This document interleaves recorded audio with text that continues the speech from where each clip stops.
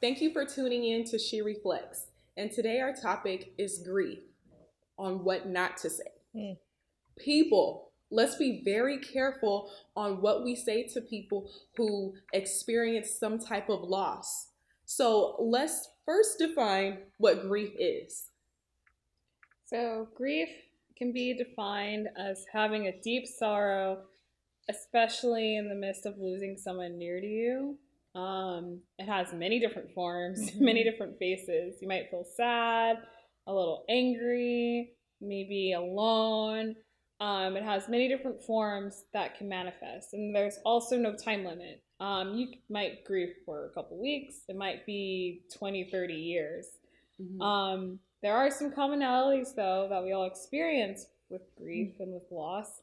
So today, we're also going to take some time to talk about what you don't say to someone who's dealt with that. Right. So even with like what not to say, there's also a difference between being sympathetic and being empathetic. And so sympathy, a lot of times people want to be sympathetic, but that means I feel bad for you. And so it's very distant. Whereas an empathetic person is saying, you know what, I feel for you. And so knowing those lines and kind of defining what to say and what not to say is, are you going to be sympathetic or are you going to be empathetic with a person who lost somebody? And so, ladies, what can we share in terms of our experiences?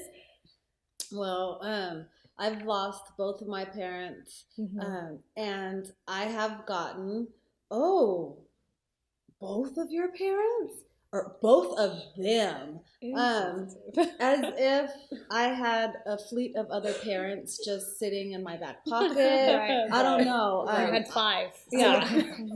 Both. So that's been the most dramatic one. Both of them, and because they decided to both leave. And it wasn't even at the same time, different times, but it was just really amazing to me that the thought process that person had right there. I don't know.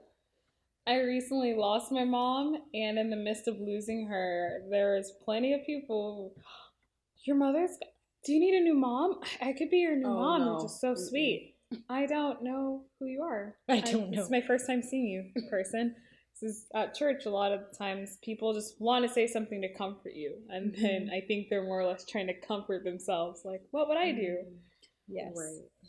Because people don't know what to say. I think a lot of times when I lost my mother, the second day, someone was saying, "Oh, I'll be your mom." And it's like, I didn't choose maybe you. not. And because, like you said, Jessica, they want to say something that comforts them. A lot of times when someone has experienced loss, people will try to share their personal experience and say, oh, like when my dog died, like I understand. And a lot of times you can just apologize and just say, I'm sorry. I feel for you. Yeah. And be there for them. I think being there is probably one of the more important things you can do. Definitely. Actions speak louder than words. I don't need a whole soliloquy about how you've lost so many people in your life and how I'm going to be magically transformed because soliloquy. Of this Yes, she did say soliloquy. Okay. I just need, if you want to hang out, let's hang out. Come over. Do you want to go get something to eat? Those experiences when, especially after everything is said and done, when you feel alone, it's nice to have a human touch or a person that's there for you through the whole of it. Not just, the first month or two, 5 months, 6 months, a year.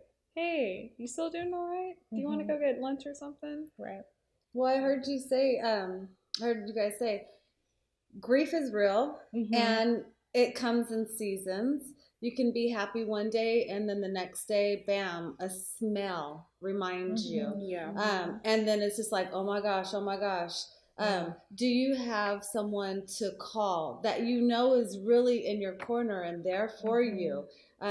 be that person. Mhm. Yes. Not that person that just says stuff out of their ears just because they want someone to hear them, or they want to seem, like you guys said, like they are there for you. When later on down the road, that's when it really kicks in. I've noticed when people have had time with someone, it's a harder loss than someone who may just had a moment, Right. but it's still the same loss. Yeah. So what are those things that we can say that will be good?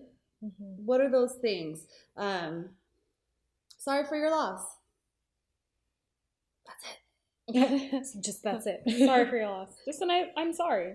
It's simple. Yeah. And action. Check in on the person. And don't just check in after the funeral. Check in here and there. Maybe recite some scripture to them. I've relied a lot on my Bible to get me through a lot because my mom always was reading. She had notes in her Bible from years ago. Have someone that you can share those moments with. So, in closing, we talked about so much regarding grief, on what to say and what not to say. And hopefully, this will help you just be very specific, but also like short and sweet, because it doesn't always have to be lengthy on how to just, really feel for someone, but just be there. We thank you for tuning in. Stay blessed. Thank you for watching She Reflects, a Christian Woman's Perspective. Please subscribe here for the latest on the show.